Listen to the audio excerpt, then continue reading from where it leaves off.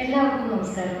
പ്രിയപ്പെട്ട കമൽ സാറിൻ്റെ ചലച്ചിത്ര യാത്രയുടെ വളരെ മനോഹരമായിട്ടുള്ള ഒരു ആഘോഷമാണ് ഇന്നത്തെ വൈകുന്നേരം നടക്കുന്നത്. എനിക്ക് നേരിട്ട് പങ്കെടുക്കണം എന്നുണ്ടായിരുന്നു, പക്ഷേ നിർഭാഗ്യവശാൽ ഈ വീഡിയോയിൽ കൂടി മാത്രമേ എനിക്ക് പങ്കെടുക്കാൻ സാധിക്കുന്നുള്ളൂ.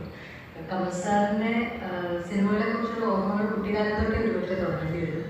അത് എനിക്ക് മുന്നേയും പിന്നെയും ഉള്ള തലമുറകൾക്കെല്ലാം അങ്ങനെ തന്നെയായിരിക്കും.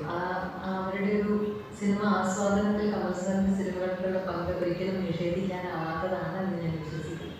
എന്നെ സംബന്ധിച്ച് ആദ്യം മനസ്സിൽ വരുന്നത് കാക്കോത്തിക്കാവിലെ മുഖ്യനാടികൾ, സ്വാഭാവികമായിട്ടും അത് തന്നെയാണ്. പിന്നെ പെരുവണ്ണാകുളത്തെ വിശേഷങ്ങൾ, പ്രാദേശിക വാർത്തകൾ, ഉള്ളടക്കം, വിഷ്ണുലോകം,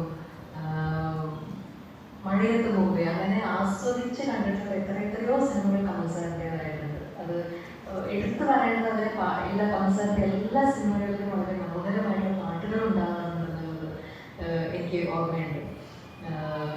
അതേപോലെ തന്നെ പ്രണയത്തിനെ വളരെ രസകരമായിട്ട് പറയുന്ന കഥകളും കമൽ സാറിൻ്റെ സിനിമകളിൽ കണ്ടിട്ടുണ്ട് എന്നാണ് എൻ്റെ ഒരു കുട്ടിക്കാലത്തൊട്ടേ ഒരു ഓർമ്മ. പിന്നീട് ഞാൻ അഭിനയിച്ച് തുടങ്ങിയപ്പോൾ എനിക്ക് സാറിൻ്റെ കൂടെ സിനിമകൾ ചെയ്യാൻ സാധിച്ചത് ഈ പുഴയും കടന്ന് കൃഷ്ണകുടിയിൽ ഒരു പ്രണയകാലത്ത് തന്നെയായിരുന്നു ആദ്യകാലത്ത്. അതിൽ ഈ പുഴയും കടന്നിനാണ് എനിക്ക് എൻ്റെ സംസ്ഥാന അവാർഡ് കിട്ടിയ ഒരു സിനിമ ഈ പുഴയും കടന്നായിരുന്നു. അതിനുശേഷം ഒരു ഇടവേളയ്ക്ക് ശേഷം വീണ്ടും അഭിനയിച്ച് തുടങ്ങിയപ്പോഴും എനിക്ക് അവസരത്തിൽ ഒരു സിനിമ ചെയ്യാനുള്ള ഒരു സന്തോഷം കിട്ടി. അത് ആമിയാണ്. അതിലും ഇതേപോലെ തന്നെ വളരെ ശക്തമായിട്ടുള്ളൊരു പ്രമേയം, അതിലും ശക്തമായിട്ടുള്ളൊരു കഥാപാത്രം, ഇന്നും എനിക്ക് ഫേവറേറ്റ് ആയിട്ടുള്ള ഒരുപാട് പാട്ടുകൾ ഒക്കെ ഉള്ളൊരു സിനിമ തന്നെയായിരുന്നു ആമി. അപ്പോൾ എനിക്ക് എന്നും മനസ്സിൽ വളരെ അഭിമാനത്തോടെ സന്തോഷത്തോടെ ഓർക്കാനുള്ള സിനിമകളും കഥാപാത്രങ്ങളും തന്നിട്ടുള്ള ഒരു സംവിധായകനാണ് കമൽ സാർ.